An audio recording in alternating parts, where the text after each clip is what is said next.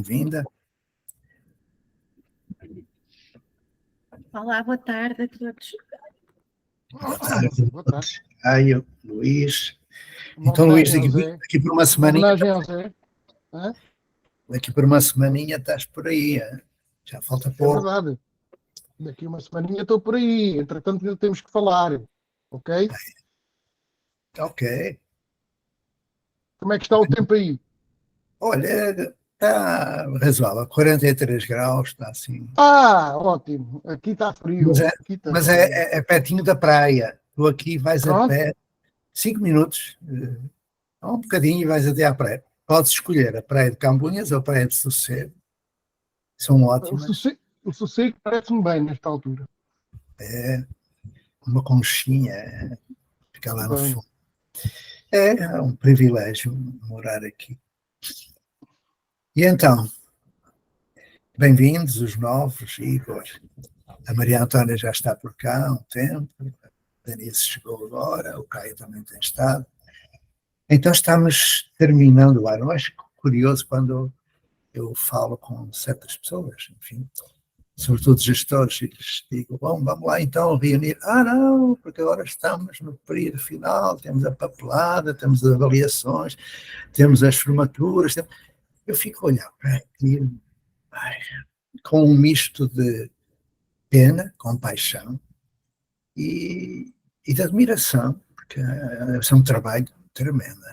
Eu fico a pensar, durante 30 anos, quando chegava ao fim do ano letivo lá na Ponte, nós não fazíamos avaliações. Aliás, as escolas também não fazem, as escolas classificam, que é outra coisa, não é? Mas chamam a isso avaliações, pronto. Nós não fazíamos classificações, nós não fazíamos relatórios, nós não fazíamos nada. Chegava o último dia, íamos embora, acabou. Porquê?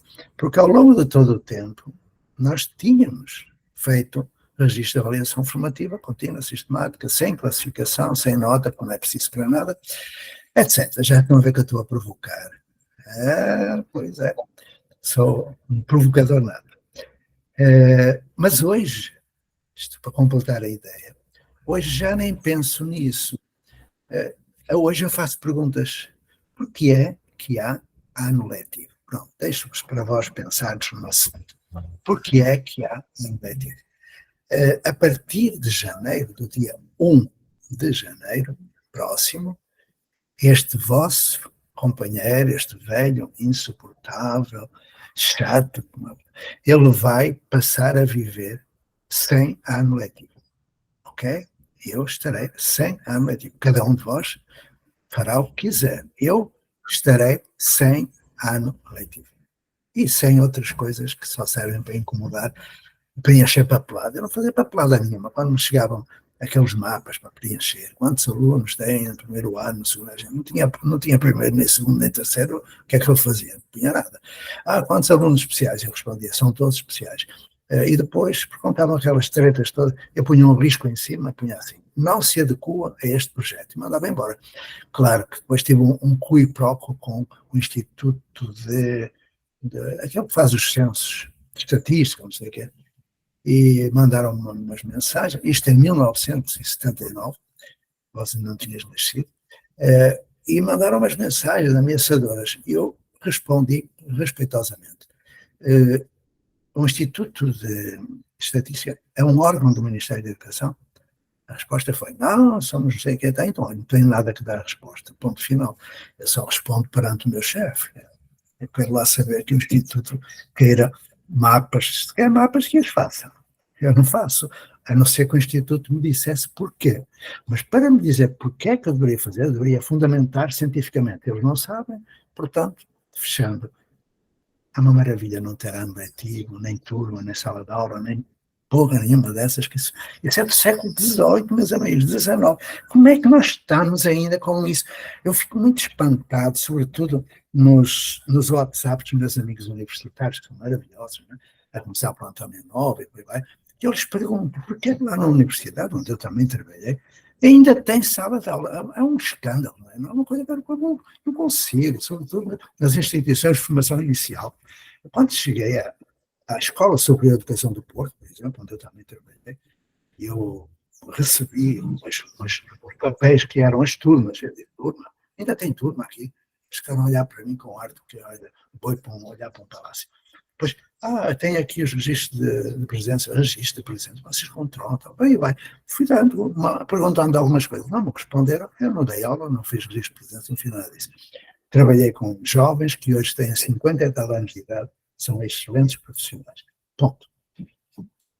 Já viram que eu tive aqui a ocupar um tempinho de ir chegando os outros amigos e amigas. Alô, Bruno, bem-vindo também. E este Francisco Campos é o que vai valer a partir de 1 de janeiro. Pronto, ficam já a saber que o José Pacheco vai embora. Adiante. José, Diz. eu vou assistir a essa mudança, então. Pois vais. Para Francisco Campos. Da meia-noite. Estou emocionado.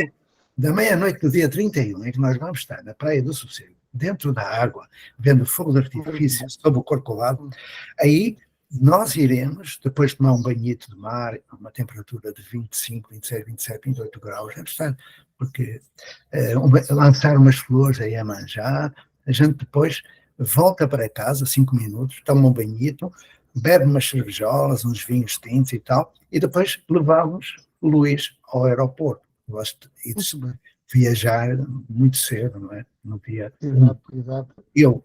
Voltamos para casa no dia 1 e eu faço a minha cartinha do dia, já agora ficam a saber, vai ser Camboinhas, 1 de janeiro de 2051. Então vou dar um salto de 8 anos, um salto quântico de 8 anos nas cartinhas. Ou então ponho só janeiro de 2051, sem a data, não vale a pena. O tempo é a invenção humana, não vale a pena estar a pensar nisso. Mas pronto, dito isto, que não foi nada dito, vamos lá, Zizi, entra. Eu estou sem a câmara, porque a câmara mostra-me assim já no além. Já querem ver, eu vou mostrar, para verem que eu tenho razão em desligar a câmara. Eu sou vosso amigo. Certo, amigo Zé. Bom dia, boa tarde a todos, bem-vindos, bem-vindos. O amigo Zé está tentando sair da assombração. Agora nem apareço. Aparece uma livraria, uma biblioteca. Uma casa bonita. É uma casa bonita. Olha, espera lá, eu apareço aqui, espera lá, estou aqui. Olha. Estão a ver como é que está a minha câmara?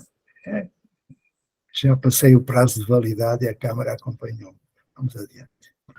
Bom, então vamos começar. Só solicitar um guardião do tempo, quem pode ser, ou uma guardiã do tempo. Eu estou cá, Luiz... enquanto eu guardo o tempo. Eu guardo.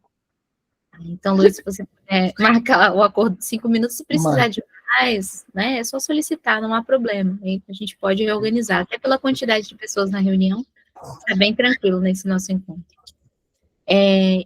Alguém gostaria de ser o guardião das mãozinhas? Alguém poderia assumir? Ruth? Pode ser eu, Zizi, sim, pode ser. Olha, a Ruth está com a equipe hoje. Né, Ruth? Estão a faltar outras coisas, mas hoje já não venho há algumas semanas, então queria mesmo estar hoje.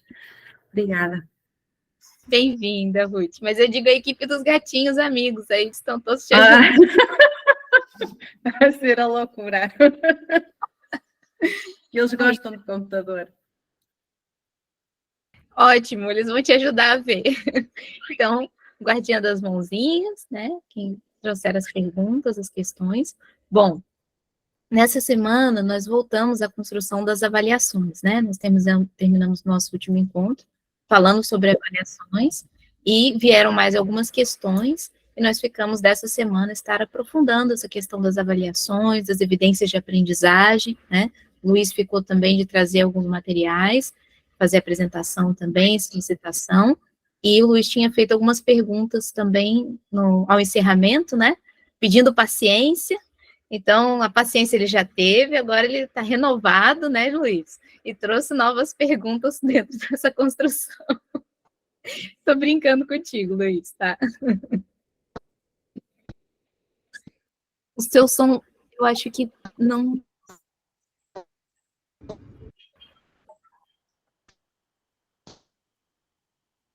Ele está ajustando. Agora o áudio está fechado, Luiz. Ou o microfone. Ele deve estar ajustando. É que o microfone está fechado, tem que abrir o microfone. Ele continua fechado. Claro, tem que abrir o micro. Ó, Zizi, obrigado. Obrigado. Agora já me ouvem, não é? Pronto. Sim. Posso dizer uma coisinha aqui, ou duas? Hoje tinha muito para dizer. Eu brevemente vou mostrar aqui um filme feito pelos alunos do projeto piloto, está bem?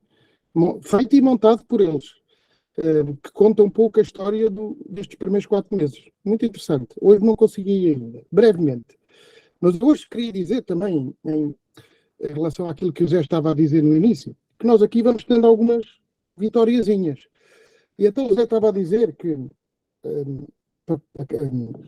o preenchimento da papelada, quando há avaliações ou classificações, nós aqui temos uma coisa que se chama avaliação intercalar. Acontece mais ou menos em novembro. É o momento em que a escola dá um conjunto de informações aos pais. E nós, no projeto piloto, fazemos diferente. Os pais levam todas as semanas uma pequena avaliação formativa dos próprios alunos, dos próprios tutorandos. Os pais também escrevem nessa avaliação. Então eu propus ao Conselho Pedagógico que não tinha lógica fazer para o projeto piloto esse momento. E o Conselho Pedagógico achou que sim. Portanto, foi uma bela vitória, não é? Aqui de outra forma de trabalhar, enquanto que os outros professores todos tiveram 1 ou 2 dias a preencher fichas e mais fichas e momentos descritivos e momentos, enfim. Portanto, vamos ganhando pequenas vitórias aqui de vez em quando. A segunda coisa que eu gostava de partilhar é que hoje, quarta-feira, tive um professor catedrático do Instituto Superior Técnico a falar lá para os meus colegas professores e ele não sabia que nós tínhamos o projeto piloto. Não, eu não lhe contei. Ele chama-se Rogério Carapuça. Procurem. Ele é brilhante na forma como vê a educação hoje em dia e sem falar em novas construções, ele diz que, e sem saber que eu estava ligado ao ZE ou a qualquer outro movimento, ele diz a verdadeira revolução na educação ainda não chegou. A última revolução na educação aconteceu no século XV, com a imprensa. E desde então paramos no tempo. Que ele não sabia com quem. Né? E que a verdadeira disrupção está chegando. E que a escola tem que preparar para um novo modelo organizacional. Sem turma, reparem, ele não sabia que eu era. Sem turma, só com projetos. E o professor tem que ser um coach. E é isto que eu tinha para partilhar hoje. É bom ouvir isso, Luís. Eu não me inscrevi, não vai ter mãozinha. Eu sou assim, eu me atrevo. É bom que esse homem, que eu não conheço, gostaria de conhecer, veja desse modo. Não é totalmente, digamos, verdade o que ele diz. Tecnicamente foi no século XV, a invenção por Gutenberg. Nós estamos a falar de escola pública, e ela surge no século XVIII. Mas é bom falar com essas pessoas que veem a educação. Agora eu perguntaria se, para além de ver, ele faz. Eu sou assim. É um desencanto. Porque não basta ver, é preciso fazer. É bom que ele diga que não deve haver turmas e tudo mais, porque é o que eu escuto nos congressos e tal, as palestras de PowerPoint. Eu sento no aluno, mas eu pergunto àquelas pessoas se sentam no aluno. Não, então o que é que está para aí a falar? Entendo, Luís, que eu fico encantado por teres conhecido esse jovem, certamente. Para mim, tudo que tem a menos de 60 anos é jovem.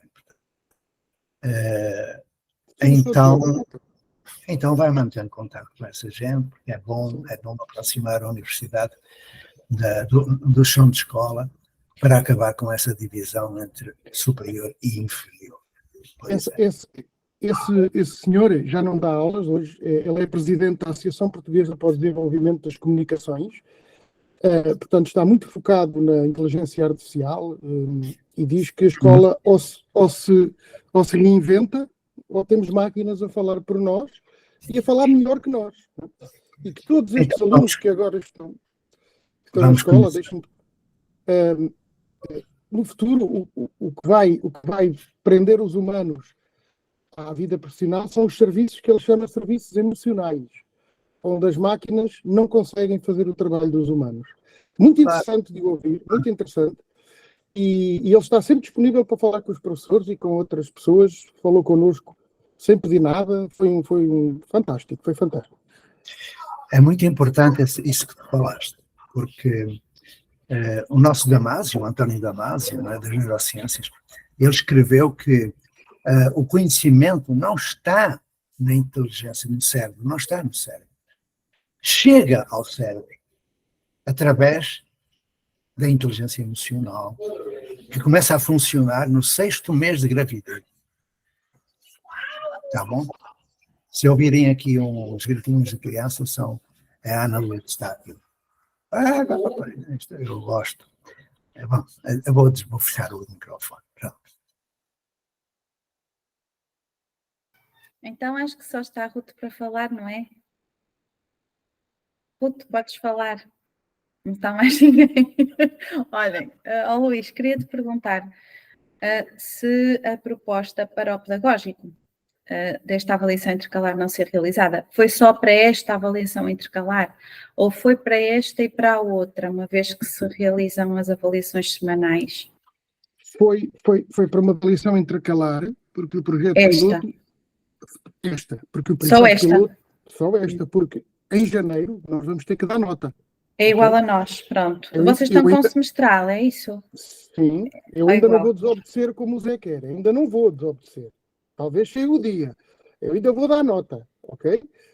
Mas a forma de chegar lá tem sido muito diferente. Mas neste momento já foi uma pequena vitória. Eu não vou propor ao Conselho Pedagógico que me permita não dar nota, porque eles aí não vão aceitar, com certeza, vão contra a lei portuguesa e estaríamos todos a desobedecer, e quando assim for... é uma vitória enorme, mas eles não querem para já desobedecer, não é? Então, para já, vão dar nota na próxima de janeiro, na outra intercalar e na final, que são as 3 obrigatórias. Não. Na outra intercalar também não? Também não, nós já só vamos em 2. Era isso que eu te estava a perguntar. Essa vitória já vem do passado. Passamos para 2. 3 era demais. É janeiro e junho, pronto. Aliás, deixa-me dizer uma coisa. É uma coisa engraçada, porque nós recebemos muitos alunos brasileiros. E como sabem, o ano letivo no Brasil, ainda há ano letivo no Brasil, é muito diferente. E então há alunos que chegam numa altura em que nós já fizemos a nossa primeira classificação, não é? Pronto. E eles vêm do Brasil sem nenhuma classificação, porque o ano letivo acabou de começar. Então isto causa aqui, na minha escola pelo menos, um embaraço de como vamos classificar um aluno que vem do Brasil sem nenhuma classificação, ok? Isto acontece muitas vezes aqui. E eu tenho dito, quero lá saber disso. Né? Ele vem aqui trabalhar connosco, nós avaliamos-lo aqui, e só tem uma, não há problema nenhum.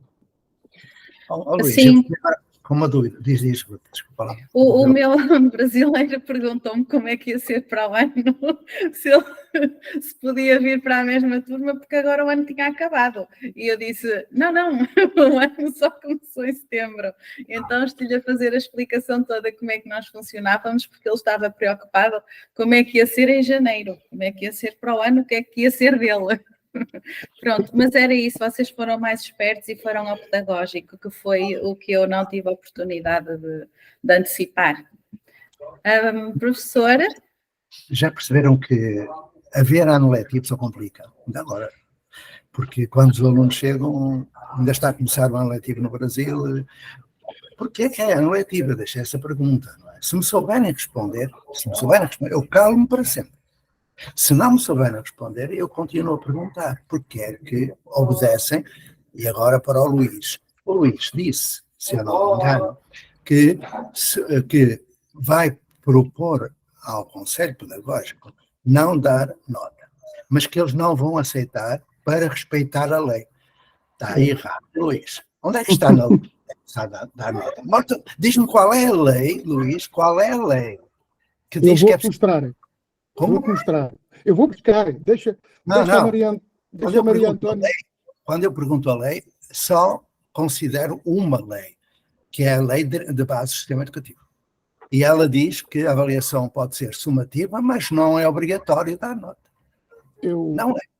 eu já volto, né? Eu já volto. Deixa lá a Maria Antônia falar. E se houver, repara, se houver alguma lei que eu desconheço, aí vem a segunda pergunta. Por que é que existe essa lei? Ah, pois é. É uma pergunta melhor, sim. Mas eu Pois vou-te é. mostrar a lei. Eu quero ver, eu estou encantado. Ok. Eu já não estou há 20 anos fora. Também Já não tenho estou. aqui. Qual é a lei? O Decreto-Lei 17 de 2006. 16, desculpa. Decreto-lei. Eu estou a falar de lei. Lei só Pois. é base do sistema educativo. Um decreto é uma regulamentação. E a Eu sei. regulamentação não pode contrariar a lei geral. Não pode. E tem que ser fundamentada no parágrafo 3º do artigo 48º da Lei de Bases. Fundamentada cientificamente. Eu pergunto qual é a fundamentação científica da nota. Pronto. Por exemplo, como é que um professor que aplica um teste consegue dar uma nota em escala ordinal? Não consegue. Fundamento. Eu sou chato como a puta, se gosto. Adoro. Esta lei não fala em teste, não fala em teste. Pois Fala não? apenas numa escala. Sim, mas porquê que fala dessa escala? Eu não estou a defender a lei, atenção, estou apenas a Claro. transmitir a lei. Eu sei, Luís, mas um conselho pedagógico não pode deixar de permitir baseado na lei, porque a lei não diz nada disso. Pronto, era aí que eu queria chegar. A lei não é uma resolução, um decreto-lei, um despacho, nada disso. Isso é objeto normativo de indivíduo académico, ocioso e burocrata que não tem mais nada que fazer. E eu não aceito isso. E acho que, pela dignidade da nossa função, eu sei que tu vais conseguir, Luís. Se continuares a dar nota, estás abençoado e perdoado, não tem problema nenhum. Cada um faz aquilo. Eu não quero. Mas eu estou a falar em termos de profissão, de ciência, da educação e tudo mais. Que é isso que é preciso, não é? Ô Zé, eu vou-te ler aqui o artigo 26 desta lei. Pode ser? Sim, Henrique. Assim, no segundo e terceiro ciclo, a informação resultante da avaliação sumativa, atenção que não diz que é teste, materializa-se numa escala numérica de 1 a 5 em todas as disciplinas. Isto é o que diz o artigo 26 desta lei. Agora faria duas perguntas. Porquê é que há ciclos? Primeira pergunta. Certo. Logo, porquê é que há? Eu sei porquê é que há. Eu também sei. Mas não tem fundamento científico. E aí está a grande questão. Eu sei porque é que há, porque eu participei da criação do primeiro ciclo em 1975, no chamado projeto de fase única, que depois deu origem às duas fases, o básico e por aí vai. Sei muito bem, eu sou desse tempo de dinossauros, sei muito bem como é que os burocratas fizeram toda essa artimanha. A pergunta é, porquê é que há ciclos? Se não me responderem, imediatamente fica fora da lei. Tão simples. Uhum. E depois que me diga como é que é possível dar nota a partir de notações de testes. Não é? Passar de uma escala integral para uma escala ordinal, de variável contínua para variável discreta. Só quem não sabe nada de simologia faz isso. E obrigam os professores a fazer, porque os professores, infelizmente, desculpa lá que o diga, estão um pouco equipados em termos técnicos, metodológicos e científicos. Esse é o problema. Pronto, expostos. Então, espera lá que eu vou aqui. Não, vou mudar lá porque está aqui uma pessoa que quer falar comigo. Então, temos a Maria Antônia. Maria Antônia, podes ligar o microfone? Oi, bom dia a todas e todos. Na verdade, eu não ia colocar minha experiência sobre avaliação, não. Eu ia só redarguir aí o professor Luiz, essa questão que ele levantou sobre bem específica, sobre a inteligência artificial. Eu assisti recentemente umas reflexões de um professor brasileiro, inclusive, que atua no exterior, sobre a inteligência artificial. Na verdade, eu já tinha essa reflexão, inclusive eu discordo bastante do Yuval Harari nas questões que ele levanta sobre isso, porque me dou esse direito, né? Eu acho que todos nós que pensamos podemos discordar das pessoas, por mais grandes que elas sejam. porque eu penso que esse termo é equivocado. Não devemos dizer que existe uma inteligência artificial, uma vez que a inteligência artificial, por trás da inteligência artificial estamos nós, os humanos, com o nosso cérebro atuando. Inclusive, esse documentário que esse professor mostra no trabalho dele, ele mostra a quantidade de pessoas que tem para criar apenas um aplicativo. Um aplicativo, que são pessoas que atuam nas suas próprias residências, e aí vão tentando organizar, tentando harmonizar os algoritmos, e um distante do outro, mas um refletindo aqui, buscando o erro do outro, pegando aqui, pegando ali, dezenas de pessoas para criar um aplicativo que seja. Depois, para sistematizar o conhecimento que a humanidade produziu, e não que uma inteligência artificial produziu, para depositar naquele sistema ali, para servir de pesquisas futuras para todos nós.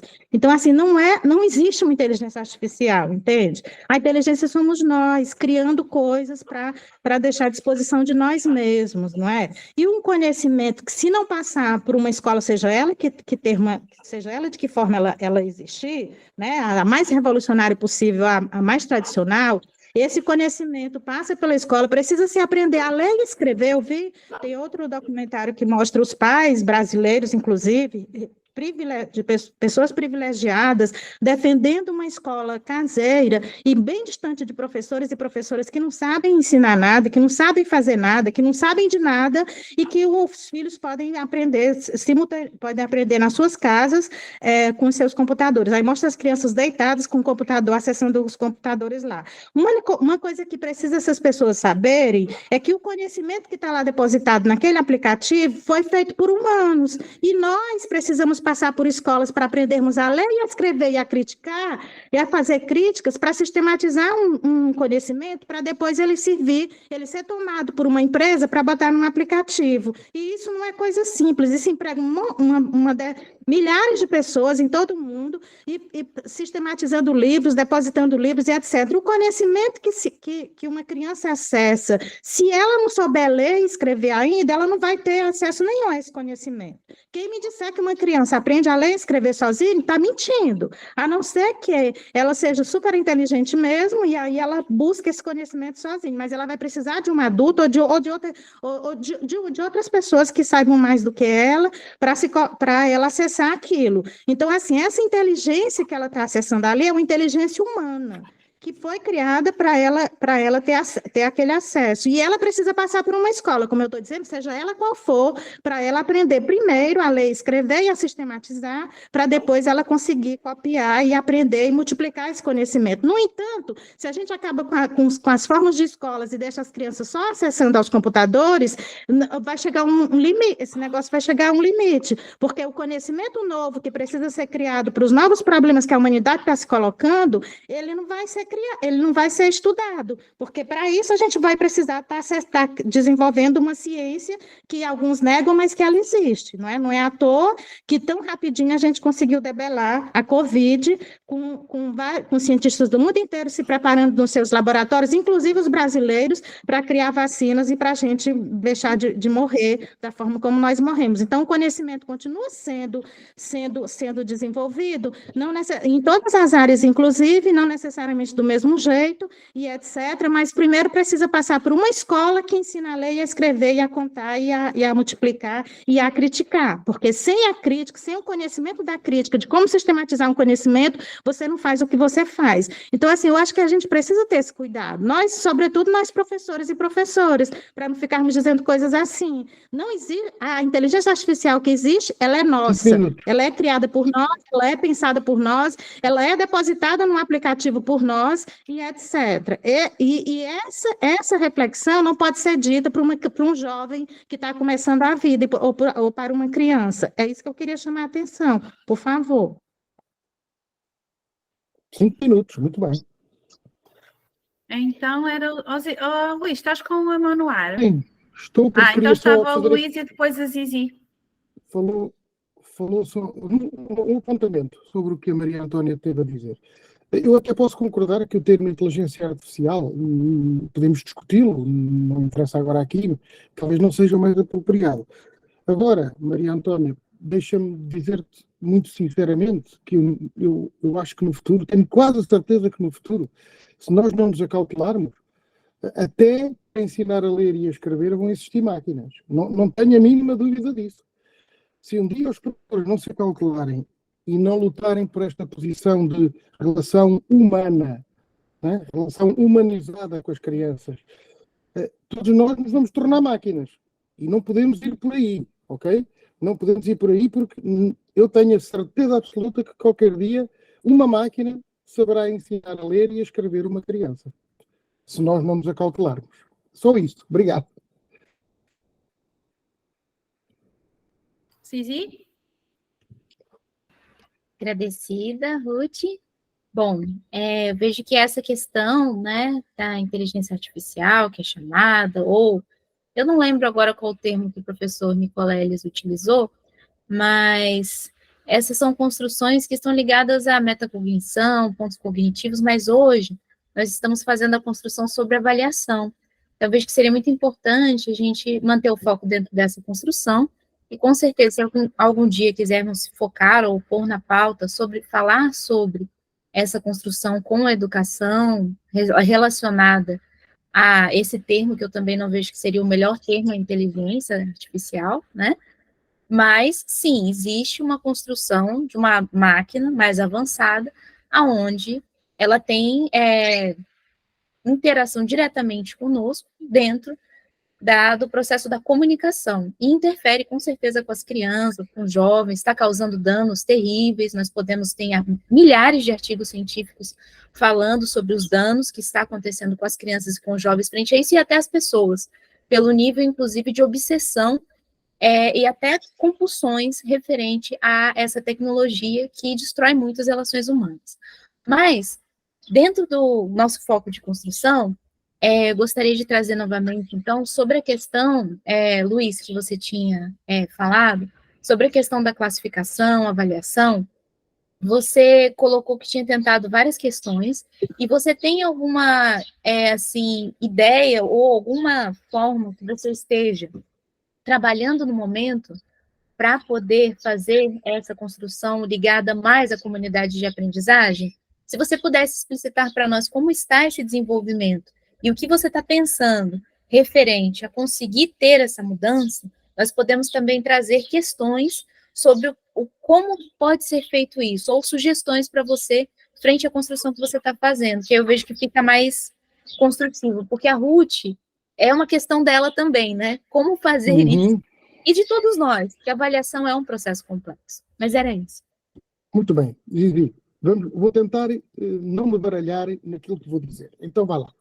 Nós aqui, na escola que eu dirijo, quando eu cheguei há 5 anos, eu fiz logo uma alteração que achei fundamental, que foi aquela que o Zé também já diz, que não é possível classificar através de testes. Ok? E os professores aqui da escola classificavam através de testes, embora lhes chamassem avaliação. Uma certa confusão. Pronto. Nós fizemos essa alteração e passámos a ter descritores de desempenho para cada disciplina. E os professores estão a adaptar-se a essa alteração. Os descritores de desempenho, só por si, ajudam o professor a avaliar melhor o aluno. Mas era preciso, lá está o velho problema, era preciso dar uma nota no final do período, ou no final do semestre. Então nós criámos também um sistema de classificação em que entrava um conjunto de requisitos científicos e emocionais para que o professor pudesse estar tranquilo quando atribuía uma nota numa escala de 1 a 5. Ok? Começámos o projeto piloto e logo essa questão se levantou. Porquê? Porque o projeto piloto não visa, à partida, num espaço curto de tempo, construir saberes científicos. Ok? Pronto. Significa logo que as tutoras puseram logo esta questão: como é que eu vou dar uma nota se ainda há aqui alunos que estão a trabalhar aprendizagens que não estão previstas para o 5º ano, por exemplo. Não é? Então nós encontramos uma saída, neste momento, que ainda é uma saída pouco formal, mas vai ser, que foi, não vamos ligar para já a parte científica, mas vamos criar critérios de autonomia, de responsabilidade, certo? E esses critérios é que vão estar na base de uma classificação de 1 a 5. Isto também levantou logo a partir do outro problema, os pais. Como é que os pais vão entender isto? Não é? Tivemos que dizer aos pais. Nós, até já tive aqui uma notícia triste, foi uma mãe tirou a aluna do projeto e pôs noutra escola, porque até com esta justificação, a minha filha não está a aprender nada. Ok? Porquê? Porque ela estava habituada a receber testes e a ver as notas dos testes. E então, se a nota é positiva, a mãe diz, a minha filha está a aprender. Eu chamei essa mãe e expliquei. E este processo, os alunos não aprendem todos no mesmo espaço de tempo, não é? Expliquei que a filha dela estava ainda a aculturar-se ao projeto, estava ainda a fazer o seu percurso de relação com o professor, com o tutor, desculpa, e com os colegas, mas a mãe não quis saber. Pronto. E nós sabemos que os pais têm muita força, e lá foi a Rebeca para outra escola e tirá-la do projeto, porque também não queremos cá ninguém obrigado. Não é? Pronto. E nós estamos a ver este percurso, que é ao mesmo tempo dizer aos pais, os vossos filhos estão no 5º ano e na escola pública portuguesa têm 5 anos pela frente até ao 9º. Têm muito tempo para fazer todas as aprendizagens. O nosso Ministério, como que obriga o aluno do 5º ano a aprender uma série de matérias que estão previstas para o 5º ano. E nós cortamos de vez com isso. Dissemos aos pais, não, eu até posso aprender uma matéria que está prevista para o 5º ano quando chegar ao 8º, não é? Isso não tem que ter esta lógica formal e formatada que o Estado quer. E a maioria dos pais entendem. Poucos pais não entendem. Enfim, isto é um caminho que é longo ainda. Estamos a nascer. Não sei se me expliquei, mas os alunos vão ter nota, mas vou dizer assim que eu acho que todos me entendem. O aluno do projeto piloto que tiver 3, este 3 não representa o mesmo 3, ok? Do outro aluno que está fora do projeto piloto, porque o outro tem um 3 mais científico, por assim dizer, está bem? Porque ainda estamos no projeto antigo. Enquanto que este tem um 3 mais real. Não sei se me faço entender. Complicado, Maria é complicado. Antônia, Complicado. já terminaste, Luís? Já sim, desculpa. Olha, não peças desculpa. Maria Antônia, Maria Antônia, levantaste a mãozinha primeiro, não foi? Ok, Maria Antônia, depois a Zizi. Tá. Sobre a avaliação mesmo, era algumas questões, algumas dúvidas que eu tenho também. Na verdade, eu não tenho uma experiência alfabetizadora que vocês têm, que eu lamento bastante, porque, a não ser com as minhas filhas, e agora, de certa forma, com a minha neta, apesar da distância, mas eu não tenho. Na verdade, eu não tenho mesmo, nem com o ensino fundamental, não sei como eu já disse, com as minhas parentes. Mas, assim, e comigo mesma, não é? Mas, assim, eu tenho uma experiência da formação de professores, na verdade, a formação inicial, não é?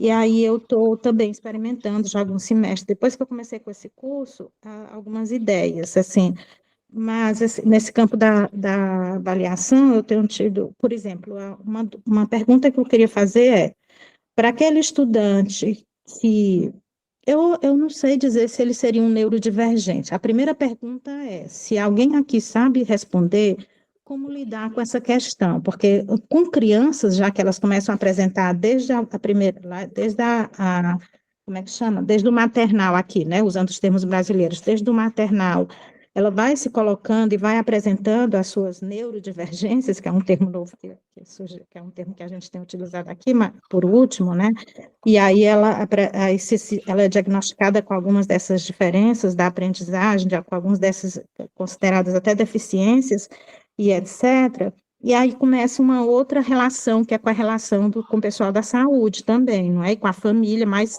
sistematicamente, para a criança poder superar. A maior parte das vezes, a escola normal não consegue lidar bem com um autista, por exemplo, no nível 3, não é? Então, assim, são problemas que estão surgindo, que surgem dos estágios, e que eu acho muito legal, porque eu aprendo muito com o que os estudantes trazem, considerando que eu não tive essa experiência pessoal, assim, e etc. Mas, assim, quando chega na universidade, um estudante que demonstra ter alguma dificuldade desse campo, ou do campo psíquico, como lidar com isso, não é? Eu juro que nenhum de nós sabe, pelo menos lá do curso, já passamos por alguns estudantes, eles passam pelo curso como passam pela escola. A gente ignorando aquele problema, ninguém sabe como abordar o estudante, quando chegar para ele e dizer, olha, qual é a questão? Você não consegue? Como é que a gente pode lhe ajudar? Isso eu ainda posso dizer, mas dizer que o estudante não consegue é constrangedor, entende? Porque nem ele diz e nem nós sabemos como abordar o estudante.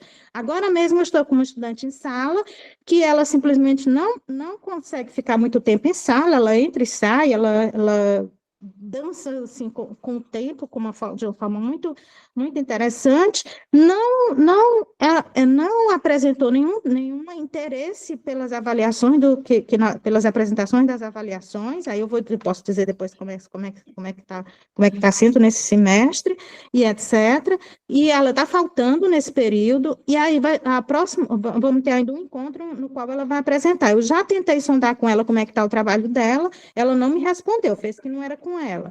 E eu estou pensando que ela vai ficar sem nota, porque ela nem tem nota nem tem nota de participação, porque por causa desse modo como ela se comporta, ela não fez a pesquisa que precisava fazer, pelo que eu entendi até agora, e ela não vai apresentar, se ela não tiver a pesquisa. Como é que a gente lida com um estudante desse jeito? Assim, assim, o detalhe que nesse semestre eu adotei, dado a minha necessidade de mudar minha forma de trabalhar, eu adotei que nesse semestre eu não vou colocar nota neles. Eu pedi para eles se colocarem. Eles vão se autoavaliar numa primeira nota, que é a nota de participação, eles vão colocar a nota, aí um grupo distribuir uma folha para que equipes avaliassem aqueles que estão apresentando, a partir do que estão apresentando, aí essa equipe vai dar a segunda nota, e aí eles querem saber como é que vai ser a terceira nota, se vai ser eu lendo o trabalho e colocando a nota. Eu disse, não, eu não quero dar nota a vocês nesse semestre, eu acho que que eu vou dividir essa nota que vocês colocarem e botar a maior nota, ou vou fazer de outra forma, mas eu não vou colocar nota em vocês nesse semestre.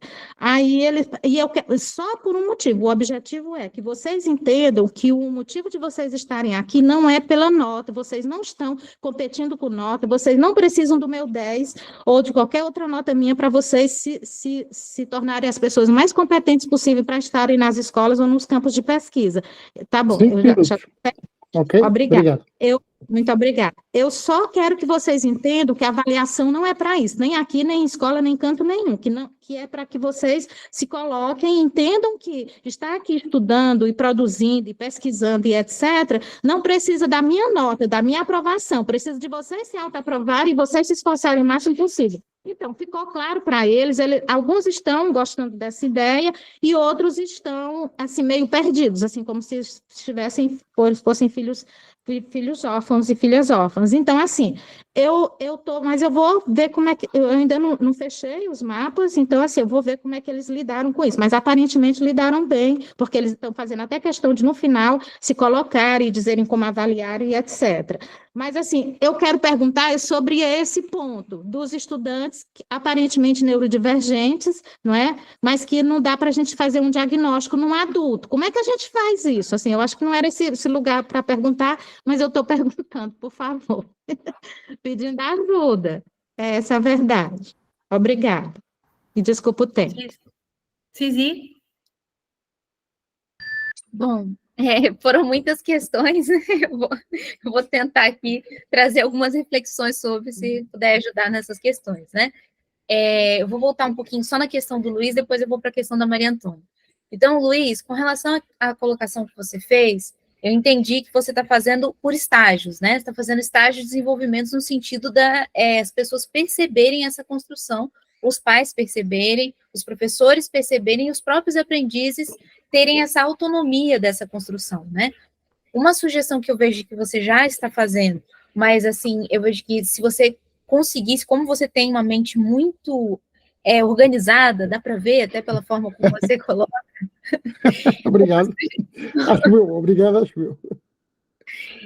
Colocar muito claramente quais são esses estágios e como é que você vai desenvolver esses estágios para conseguir chegar nesse ponto com todos. Então, se você conseguir planificar isso, ajuda muito, eu faço muito isso. Eu faço um quadro onde eu planifico as construções que estão sendo feitas e quais são os estágios de desenvolvimentos que a comunidade de aprendizagem se encontra. Se ela está no estágio inicial, se ela já conseguiu ter um nível de autonomia, porque, assim, depende das comunidades. Em geral, quando as pessoas têm vontade e querem, é mais rápido. Isso porque as pessoas conseguem fazer essa construção diretamente. Quando as pessoas têm dificuldade por já estarem com uma estruturação maior, demanda aí uns 10 anos. Normalmente, quando as pessoas já estão com mais vontade, uns 5 anos você consegue ter uma estruturação mínima de consolidação. Então, eu daria uma sugestão nesse sentido, porque aí você poderia apresentar, claro, e descobrir onde são os problemas. Por exemplo, vou dar um exemplo nesse sentido.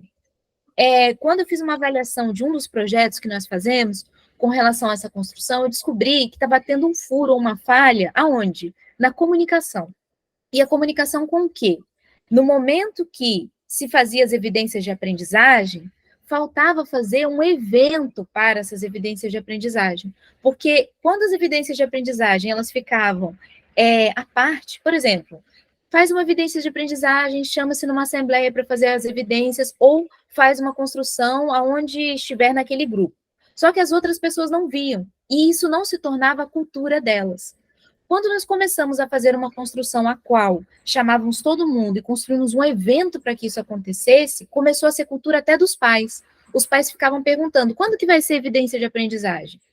E aí nós fizemos entende? Então nós percebemos que perceber esses estágios ajuda a acelerar o movimento, acelerar a velocidade, porque nós sabemos que tem uma demora. Uma mudança de um ser humano são gerações, são décadas, é complexo.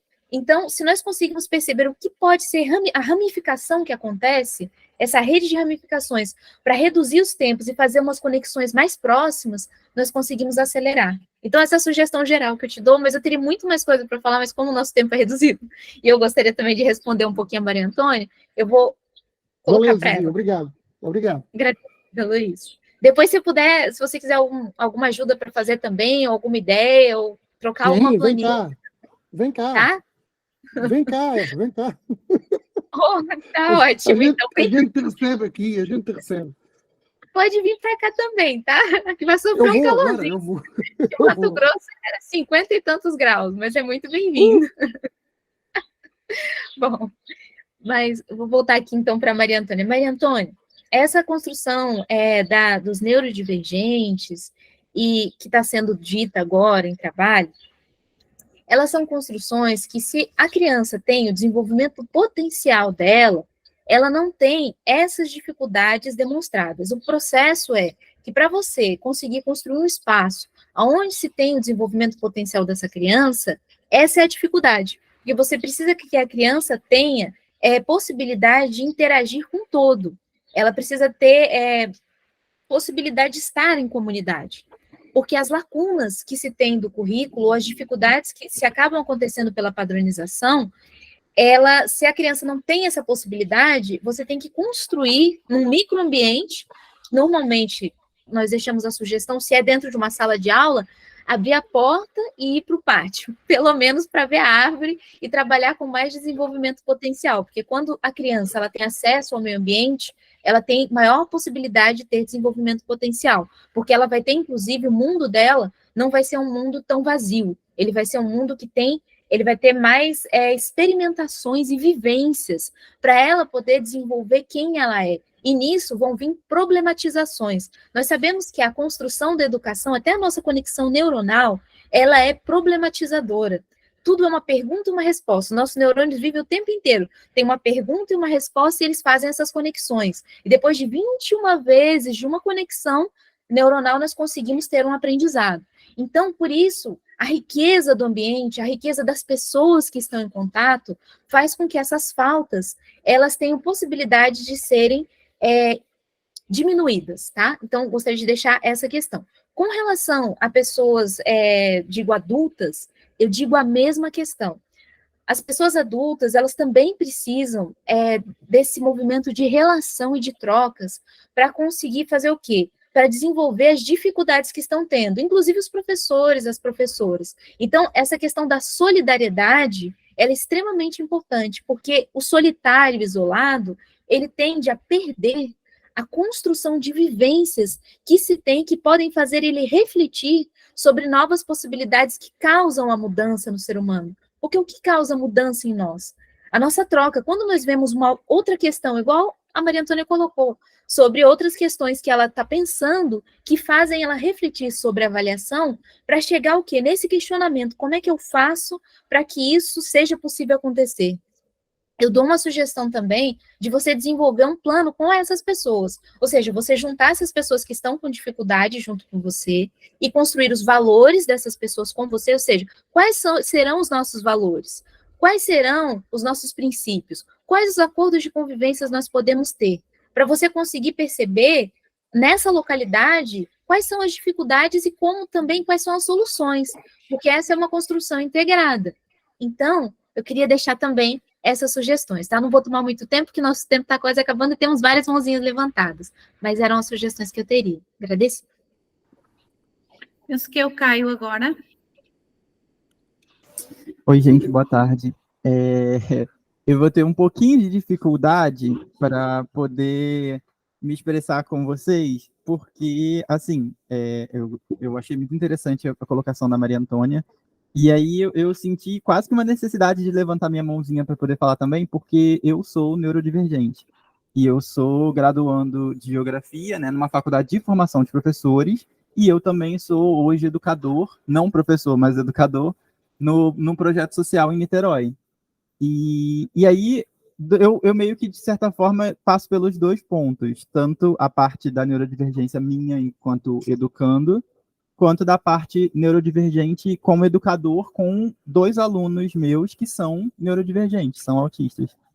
Então, assim, passar por esse momento, esse trajeto da neurodivergência dentro da universidade, ele é sempre bem complexo, porque nem todo professor ele tem essa questão da compreensão, né?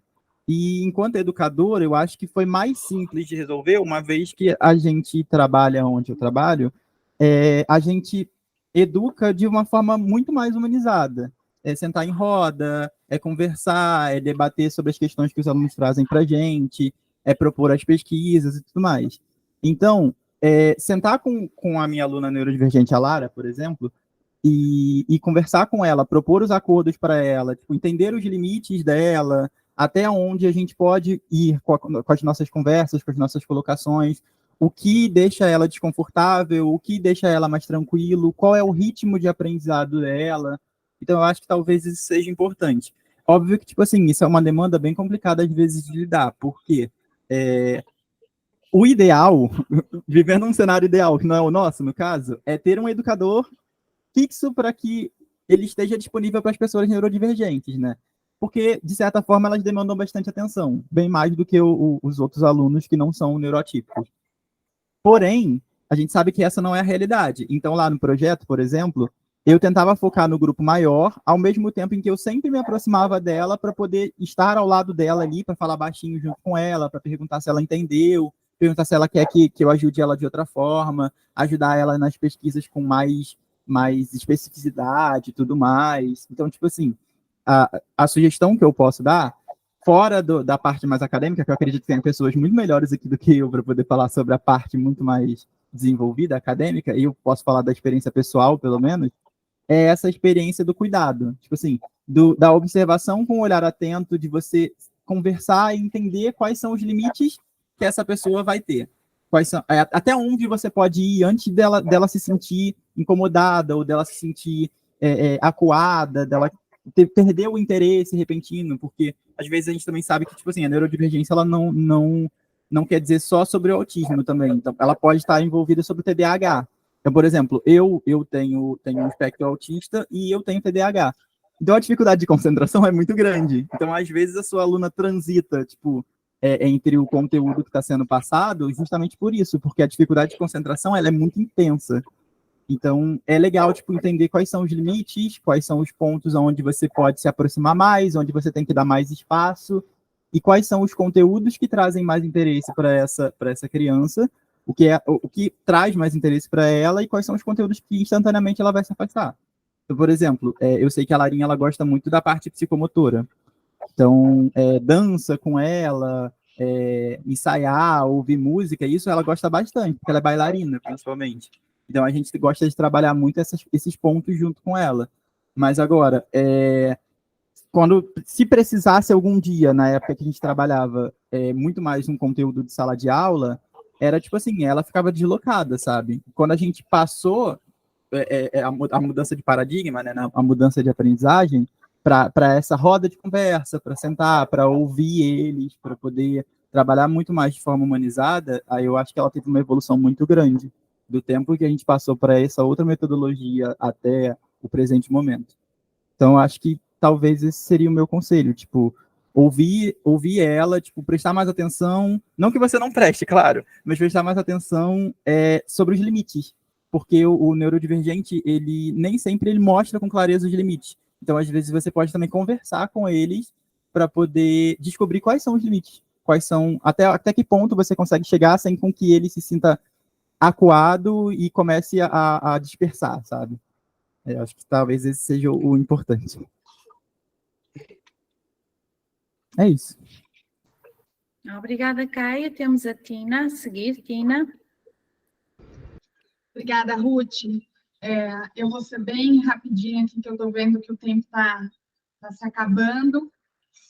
Mas vamos lá. Eu tive, pelo que eu entendi, a Maria Antônia está falando sobre alunos universitários. Eu tive muitos alunos neurodivergentes na universidade, mas teve um que me chamou muito a atenção, porque eu sou disléxica e a prova que aquele rapaz fez, a escrita dele era de um disléxico muito severo. E eu lembro que era primeiro semestre, ele tinha acabado de entrar na faculdade, eu não tinha nenhuma intimidade com ele, assim, né, uma turma muito numerosa, mas eu chamei ele de canto e perguntei para ele o que ele tinha, né? Eu lendo a prova, eu já sabia o que ele tinha, mas eu não podia dizer, não estava ali para diagnosticá-lo, então eu perguntei para ele, e ele disse que ele tinha dislexia, e a prova dele me chamou muito a atenção, porque eu tinha certeza que outros professores universitários não iriam conseguir ler, ou se lessem, ia descontar ponto por conta do tipo de escrita dele. Então, para esse menino, eu me dispus que ele conversasse com os outros professores, e se os outros professores precisassem de ajuda para ler o que ele escrevia, eu estaria disposta a ajudá-lo. Então, isso é uma coisa que a gente pode fazer. Se a gente entende, eu entendia o que estava escrito, mas eu tenho certeza que outros professores não entenderiam. E se é numa universidade, se é aluno, se fosse adolescente, eu já diria isso, né? Quer dizer, se é adolescente ou jovem, eu acho que dá para chegar para ela e perguntar até como que você vai avaliá-la, sendo que ela não fez algumas coisas que, pelo padrão do que está sendo estipulado, ela acabou não fazendo. E eu tive muitos alunos universitários que eu sentava com eles e perguntava, falei, você quer que eu te avalie como? E sempre saíam coisas bem interessantes. Eu acho que vale a pena sentar e conversar. É isso. Então, estava o Bruno a seguir. Obrigada, Tina. Com Bom licença. dia, Pois, Com sim, licença, Bruno, só um Estamos- fique à minutinho. vontade. Podemos fazer um acordo só de tempo? Porque o Bruno tem o Bruno e o Igor. Tudo bem nós finalizarmos mais uns 10 minutinhos, no limite máximo para os dois poderem se colocar e fecharmos? Tudo bem para todos? Certo, certo. Eu vou precisar de Perfeito, pode ser. estarei às 3 da tarde na reunião da ARCA, tá bom? Vos agradeço este bocadinho e até logo. Um abraço. Até logo, Zé. Prontinho, Bruno, era só para confirmar. Tá bem, gratidão, Zizi. Bom, a questão da avaliação, ela é central no processo de transformação, porque ela é um pilar do modelo convencional de educação. Na verdade, todo modelo de educação é um pilar, mas de forma diferente, né? E do modelo educacional vigente, ele é o pilar porque é sobre essa estrutura de poder que ele se mantém, né? Não existe educação convencional sem o poder que o professor tem de reprovar ou aprovar. Esse, então, é a estrutura básica. Então, eu acredito que tem muitas formas de produzir uma transformação e é importante conseguir entrar num espaço de transição, de transformação, e que ele seja gradual, ele pode ser gradual, mas é esse cuidado, porque tem o gradual paliativo, que é aquele que ele, mesmo numa projeção do tempo, ele tende a ser paliativo, e outro que, mesmo que seja pequeno, pela uma mudança de angulação, ele tende a ser disruptivo à frente, né?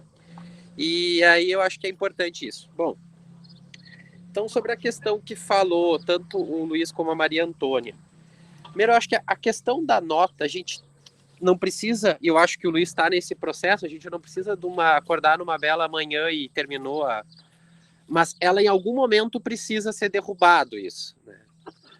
Porque, e tanto a aula como a ideia, e aí o problema que a Maria Antônia traz, né, o problema de tu ter um currículo básico e algumas pessoas não conseguem atender isso, ele está nessa estrutura que é um padrão fixo que viola a particularidade. Então a gente tem o quê, né?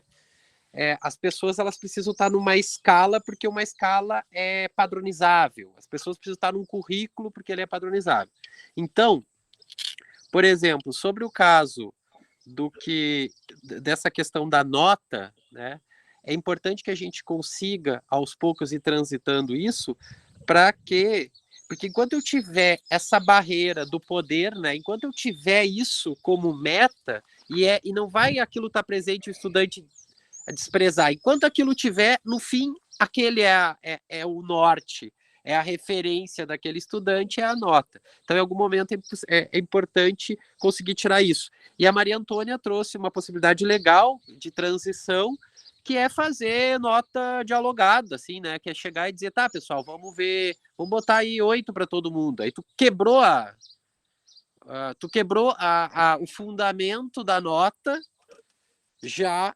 Porque, né, se eu chego como estudante, pessoal, ao final todo mundo vai ter essa nota. Tu já quebra essa questão da competição, da meta, porque eu já sei. Bom, se eu já sei que o 8 vai estar no final, então não preciso me preocupar com isso. Eu posso olhar para o presente e para o meu processo de desenvolvimento quanto sujeito. E sobre o que a Maria Antônia trouxe também, essa questão da neurodivergência, e na universidade também a gente tem um caso bem interessantes. Eu gosto muito do conceito de neurodivergência. Eu acho que no fundo, todos somos neurodivergentes, né? Porque, na verdade, a neuroigualdade é que é uma invenção e uma violência. Toda igualdade que existe nisso, ela foi inventada em algum momento, ela foi inventada no currículo. Então, eu crio um padrão de certo. Quem não consegue por questões, seja fisiológicas, ou às vezes por questões culturais, não conseguem entrar dentro desse padrão, eles são considerados os diferentes. Mas por a maioria do tempo, quando a dificuldade ela era numa origem social, por exemplo, o cara que está lá na periferia, numa situação vulnerável, essa diferença era desprezada, porque ela vinha do campo de humanas, ela vinha numa visão assim de sociedade. Quando tu botou a indústria e todo o poder que tem a medicina como status quo, aí tu teve que brigar dois dragões, né, do poder, o modelo educativo e a medicina. Aí a educação teve que dizer, bom, agora não é mais viagem de esquerda ou de visão de sociedade porque ele é oprimido. Agora a gente tem um papel que diz que ele Então, e acaba que essa briga ela é importante, né? Mesmo que a gente saiba que são duas estruturas de poder do modelo convencional de sociedade, agora eles tiveram que flexibilizar esse modelo, porque tem um papel que um médico, que é uma pessoa que tem poder suficiente para diagnosticar. Então ele diz assim, essa pessoa, ela é diferente. Então, poxa, agora eu vou... Então, a neurodivergência ela vem denunciar um modelo que nunca conseguiu lidar com a diversidade, que sempre impôs o padrão, mas agora com um papel poderoso, e um papel que diz. Então ele acaba denunciando isso. E o que acontece é que quando a gente tem seja na universidade, na escola, a gente tem um currículo, a gente tem um ponto, tudo aquilo existe para chegar do ponto A ao ponto B. Não importa se tu é amarelo, se tu é vermelho, se tu é azul, se tu gosta disso, gosta daquilo, tu tem que chegar no ponto B. Essa é quando tu constrói ali, né, o currículo, a estrutura de um componente curricular de uma universidade, como é que é? Perfil do egresso. Aí tu cria um perfil da pessoa, então não importa quem tu é, importa que tu tem que chegar àquele ponto, né? Então, esse ato de violência, ele é desmascarado quando tem esse papel que diz, bom, essa pessoa não pode isso. E aí que as universidades estão precisando se abrir para a ideia dos percursos flexíveis, né? Para que chegue a um ponto do que ser importante, não ser a pessoa chegar ao ponto B, ou até chegar ao ponto B, mas o ponto B em relação a ela mesma, né? O A sendo ela e o B o ponto além que ela vai dela mesma. A referência com ela sendo o próprio padrão e ela indo além dela mesma. Não importa para que lado, não importa se o B é daqui a 1 quilômetro ou daqui a 20 centímetros, importa é a capacidade da educação transformar que nós consigamos ir além de nós mesmos. Né? Então, essa expectativa da projeção da onde chegar é o problema do modelo educacional. Né? A gente impõe para o outro porque a gente entende, alguém iluminado pensou que tem um ponto B que todo mundo precisa estar. E aí essas pessoas vêm denunciando. Então, o poder da neurodivergência no contexto é isso, é denunciar um modelo que sempre foi ineficaz, mas agora ele tem que assumir essa ineficiência. E agora eu vou parar de tagarelar, porque o meu amigo Igor, que vai falar, tem muito mais propriedade para falar dessas coisas todas do que eu aqui, que estou viajando na maionese. Tchau, gente.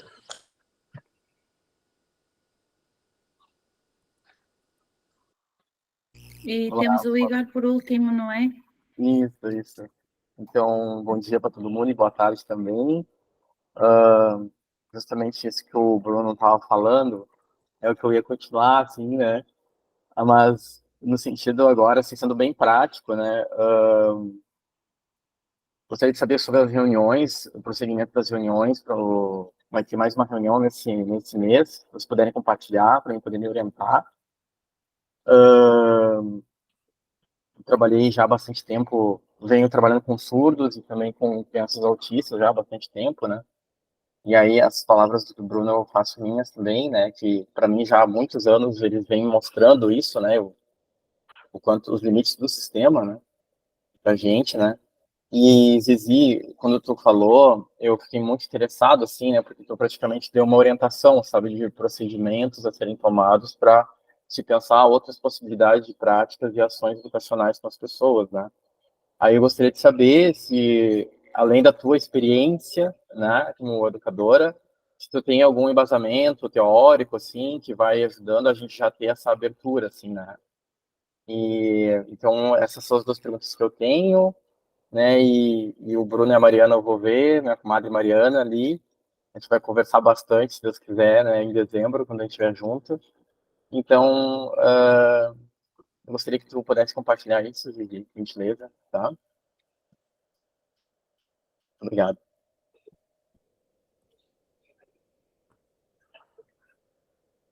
Sim, para fechar, não é? Sim, agradecida.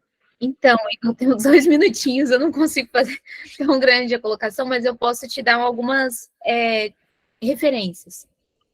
Dinâmica de grupo, Lauro de Oliveira Lima, tá? Depois eu posso até escrever aqui, trazer algumas referências mais específicas, mas ele é muito importante nessa construção, porque está correlacionado justamente a trabalhar a base das relações humanas, porque para você conseguir fazer esses estágios de desenvolvimento, você precisa primeiro, conseguir trabalhar em grupo, porque o nosso desenvolvimento potencial, a maior dificuldade do ser humano em desenvolver esse potencial é justamente o quê? Trabalhar em grupo. Convivência é uma arte do ser humano a ser conquistada, né? Nós sabemos que até hoje a paz não foi totalmente, a fraternidade totalmente vista, por causa dessa dificuldade do ser humano em conseguir conviver. Eu deixaria esse primeiramente, e eu posso estar te enviando também, se você puder enviar para o nosso e-mail, ou ali no Telegram, que você está no Telegram, que todos nós estamos também? Eu estou no Telegram, aí ali eu posso ver, assim, as mensagens colocadas. Sim, por favor, porque ali a gente tem um núcleo documental, onde tem vários materiais do Amigo Zé também, que seria importante se você puder ver. Tem da Tina também, que a Tina compartilha materiais que ela faz também. Inclusive, eu dou a sugestão de você acompanhar a Tina Carvalho Educadora, que ela tem feito várias construções com relação a essa base também, que exemplifica essas questões.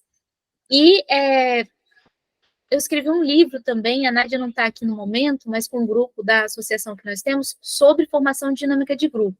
Dá para compartilhar com você também, tem na Amazon, nós estamos ganhando muito dinheiro com ele custa R$ 1,99, é só para manter na Amazon, tá? Então, é de coração também, que pode ajudar também a perceber essas construções. Como o nosso tempo passou um pouquinho, em outro momento, Igor, se você entrar em contato ali comigo pelo Telegram, eu posso trazer mais questões para você, porque teria vários autores, mas para começar a entender essa construção de trocas e a partir daí entrar nos estágios, porque aí nós temos os estágios da comunidade de aprendizagem, eu posso falar isso também na próxima reunião um pouquinho sobre esses estágios. Seria muito bom ouvir a Tina também nessas construções, que tem toda uma trilha de aprendizagem que é feita dentro disso, tá bom? Agradecida, Igor, espero ter ajudado um pouquinho. É que é um assunto muito amplo, não consigo falar, tá? Tentei ser mais sucinta possível. Agradecida, então, a todos, a todas. Desculpem, passamos 2 minutos. Até o nosso próximo encontro. E, Luiz, traz para nós também, hein? Estamos aguardando aí o material. Agradecida a todos. Mas, Zizi, podes só ficar 1 minuto para fazer uma pergunta ao Luís? Ou já não podes, Luís? Posso, vá. Não, olha, é sobre o logo. Eu